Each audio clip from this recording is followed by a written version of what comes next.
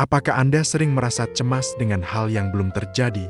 Lebih dari 2000 tahun yang lalu, seorang kaisar Romawi bernama Marcus Aurelius sudah menemukan jawabannya. Ia tidak punya telepon genggam atau tagihan bulanan yang rumit, tapi ia punya kecemasan mental yang sama seperti kita. Inilah 5 pelajaran kunci dari buku Meditations yang bisa mematikan kecemasan Anda hari ini juga. Selamat datang di Pilar Mental, tempat kita membangun ketahanan batin. Hari ini, kita bongkar filosofi Stoikisme paling praktis untuk melawan kecemasan modern.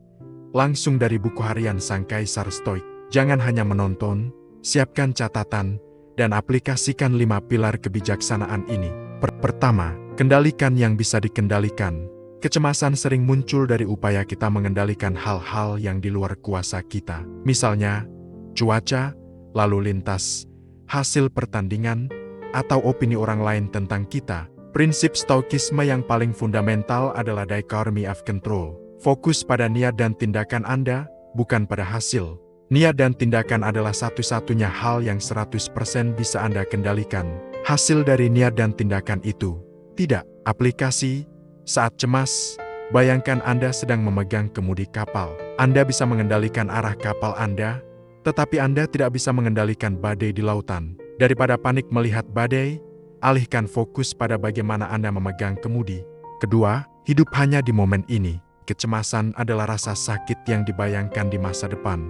Kita mencemaskan kegagalan atau kesulitan yang bahkan belum terjadi. Marcus Aurelius berkata, masa depan tidak membuat Anda sengsara, masa kinilah yang membuat Anda menderita. Masalah modern, pola pikir kita selalu melompat jauh ke depan, mengantisipasi skenario terburuk. Aplikasi, saat pikiran melompat ke masa depan yang buruk, tanyakan pada diri sendiri, apakah saya menderita saat ini, di detik ini? Kembalikan fokus pada tugas yang sedang dikerjakan.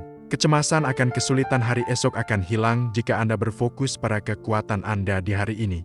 Ketiga, mempraktikkan kematian dini atau memento mori.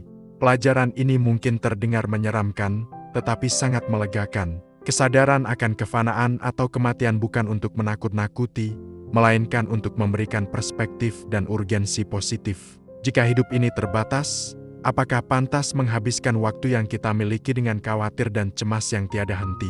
Aplikasi, sebelum memulai hari, luangkan 30 detik untuk berpikir, jika hari ini adalah hari terakhir saya, apakah saya akan membuang waktu dengan mencemaskan hal sepele ini? Kesadaran akan waktu yang terbatas memberi kita keberanian untuk bertindak dan mengurangi overthinking. Keempat, cinta pada nasib atau amor fati. Prinsip ini adalah tentang menerima semua yang sudah terjadi, baik dan buruk, sebagai bahan bakar bagi diri kita. Ini bukan tentang pasrah tanpa berbuat apa-apa, melainkan menerima realitas masa lalu yang tidak bisa diubah, dan mencintainya karena ia membentuk siapa diri Anda. Kecemasan seringkali dipicu oleh penyesalan yang mendalam atau rasa dendam atas kegagalan masa lalu. Aplikasi, saat Anda menghadapi kegagalan atau hal yang tidak berjalan sesuai rencana, latih kalimat ini terjadi, dan saya akan menjadikannya kekuatan. Ganti kalimat keluhan, mengapa ini terjadi pada saya, menjadi pertanyaan produktif, apa yang bisa saya pelajari dari ini?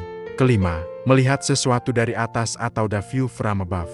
Saat kita cemas, kita cenderung menganggap masalah pribadi kita sebagai akhir dari segalanya. Ini disebut catastrophizing. Marcus Aurelius menyarankan kita membayangkan diri kita melihat hidup kita dari luar angkasa. Dari sana, betapa kecilnya rumah, kota, bahkan masalah yang membuat Anda cemas itu dalam skala alam semesta. Ini memberikan perspektif objektif yang sangat menenangkan.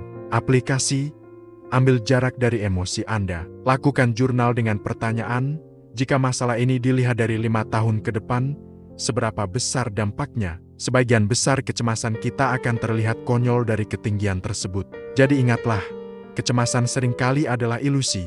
Gunakan 5 pilar Stoikisme ini untuk membentengi pikiran Anda. Kendalikan apa yang bisa Anda kendali. Hiduplah sekarang. Sadari keterbatasan waktu, cintai nasib Anda, dan selalu lihat dari perspektif yang lebih luas. Tulis di kolom komentar, pelajaran mana 1-5 yang akan Anda aplikasikan hari ini. Jika video ini membantu Anda membangun ketahanan mental, jangan lupa subscribe Pilar Mental untuk konten serupa. Sampai jumpa di video selanjutnya.